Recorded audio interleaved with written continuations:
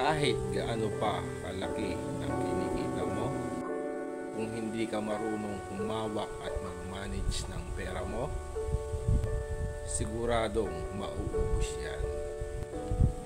Pero kahit maliit lang ang kinikita mo, marunong ka lang humawak ng tama at may disiplina sa paggastos mo, sigurado akong aasenso ang buhay mo. Ang susi ay hindi sa laki ng kinikita mo, kundi sa pag-manage ng tama ng pera mo. Tandaan mo. Thank you for watching. Pa-like and subscribe na lang po ng aking YouTube channel. Thank you. Bye-bye.